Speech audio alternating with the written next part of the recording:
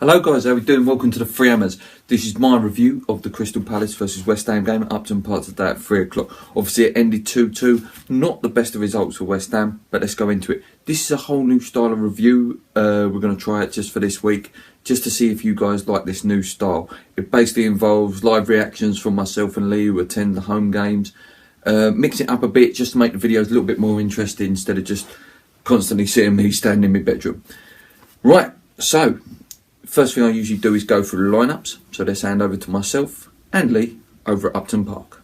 Hi Luke, welcome to the stadium. Right, so lineups have just come out. West Ham, we've lined up with Adrian in goal, Reid, Ogbonna, Cresswell and Antonio still filling in at right back.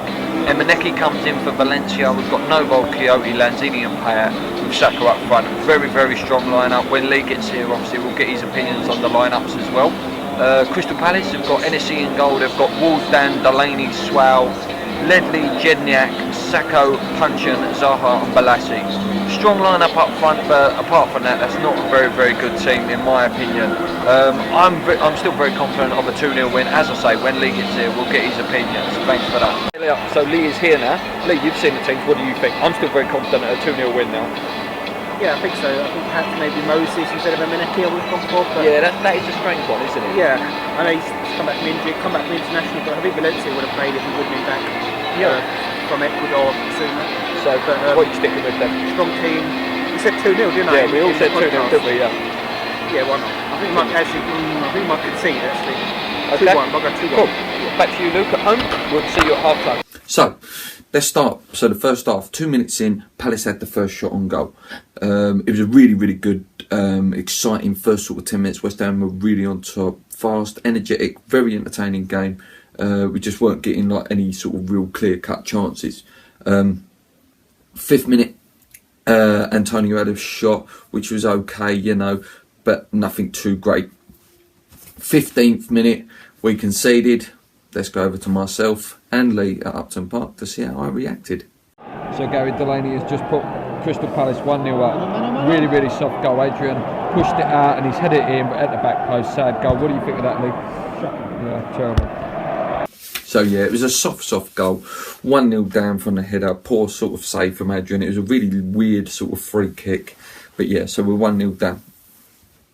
18th minute. Let's go back to Upton Park again and see what happened. Lanzini has picked it up and scored in the 6-yard box. We're back in it. It's 1-1. Lee, what did you think? Yes, so yeah, on the 18th minute, as you've just seen, Lanzini, great goal, crossed in from Emeneki. Sacco headed it down into his path. Lanzini's one of those sort of players, he doesn't panic, just bomb in. 1-1, back in the game on, playing really well at that point. 20th minute, Sacco went really close with a shot. 22nd minute, Pat had a little sort of grass cut shot, just whisked across the floor, good save. Very fast, very energetic game, very entertaining. You know, Alan Pardew's teams are full of pace with Balassi, Zaha. Just really good, entertaining first half, really. Obviously, Pat had that first free kick where it was his little tester, sighter, trying to get it. That went just over and wide. But then, 42nd minute, let's go over to myself and Lee back at Upton Park. Let's see what happened. What did we say in the podcast? He's not scored one at home yet. He has just put in an absolute world-class free kick. Lee, what did you think of that? Everyone thought he missed. Yeah, it just went so high. It looked like it didn't go in. Just have a look at the replay there. Fantastic. Back to you, Luke, in the studio. So yeah, one of the best free kick takers in the world, without a doubt at the moment. If not the best free kick taker in the world, is Dimitri Payet.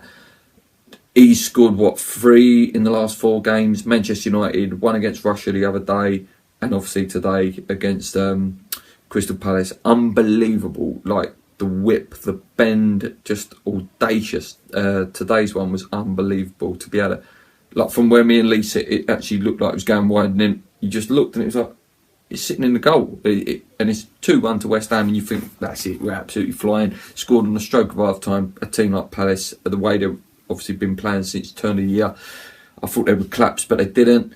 And let's see what me and Lee thought at half time. Lee, it's half time. We went 1-0 down. we come back in it, we're a different team now. We said this could be a potential banana skin. Obviously we still could go on and it could be a bad result, but what do you think? Yeah, we did want to come back. Obviously, Blaz just coming back out now. Just run out of words about Payet. Again. Amazing. It was a great goal from Lanzini as well. Like Emeneki crossed it in, didn't he? Sacco headed it down, and then Lanzini was there to finish it off. Needed a quick goal in the second half. What about Payet's goal? What do you think? Stunning. Absolutely stunning. Because it looked like it was going wide, didn't it? And then it's just looped all the way back over. Half the ground, tucked in, I think. And then, ended up in the back of it. It was all shot. Absolutely brilliant. Back to you, Luke, in the studio. Let's go through the second half. Key points. So, second half started slowly. Usually it's the first half we start slow, but the second half we started slowly. Again, not really much happened.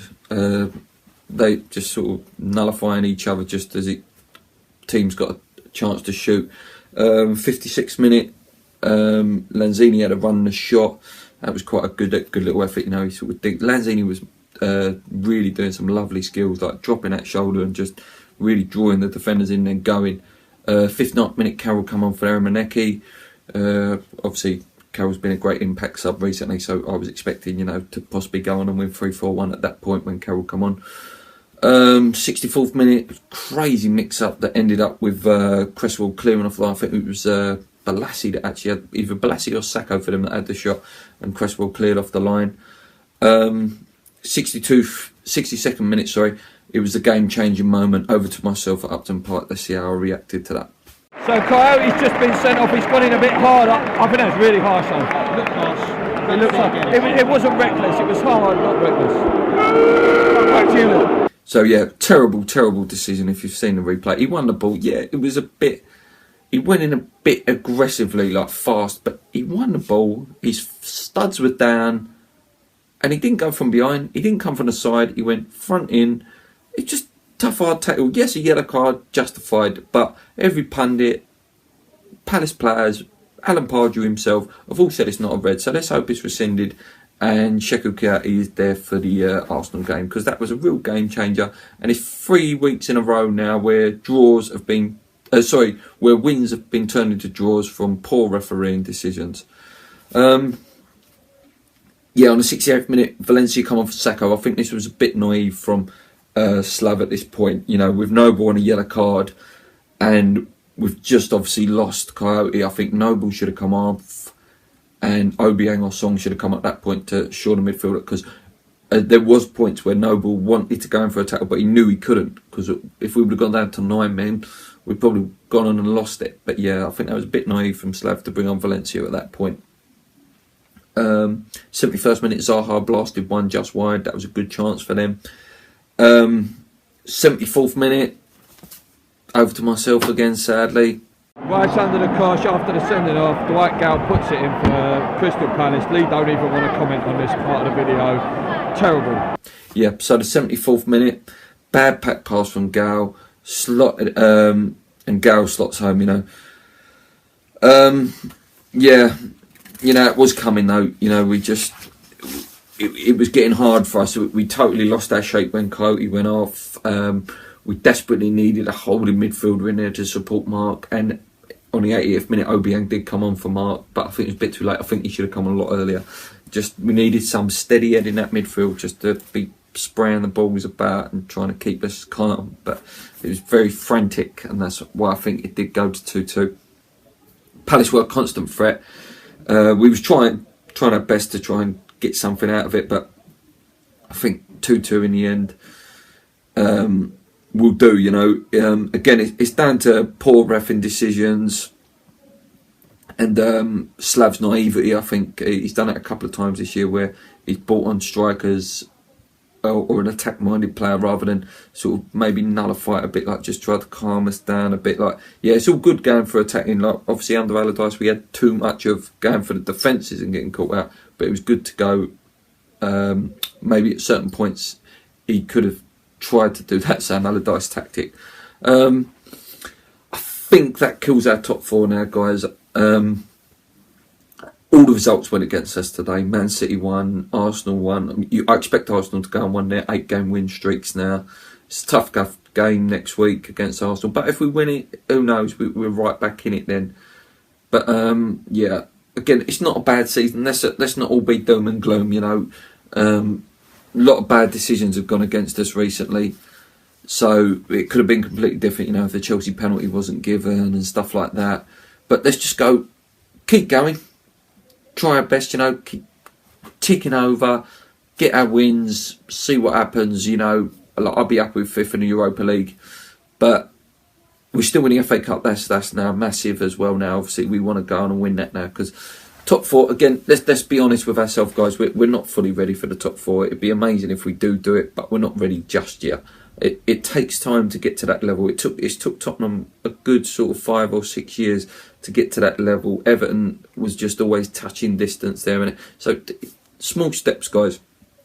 This year, if we can finish 5th or 6th, it's progress, and then we build and build and build and build. If we get top 4, like I say, I'm buzzing. But let's not make it all doom and gloom, guys. Keep believing, guys. Come on. Hope you enjoyed the new style video. If you like it, please leave some comments. Please let me know on Twitter, on the comments below. Let me know if you like this new style or if you want me just to stick to the old style. Obviously, Paul's always gone over his highlights there. But whether you want our live reaction during the match, I think it just adds that little bit of like what me and Lee actually felt like when we were there, when those key moments in the game happened. Anyway, keep believing. Come on, you wines. We'll be back with a podcast Wednesday night. Obviously, I'll do my preview for the Arsenal game. Some massive, massive games coming up. So, let's go.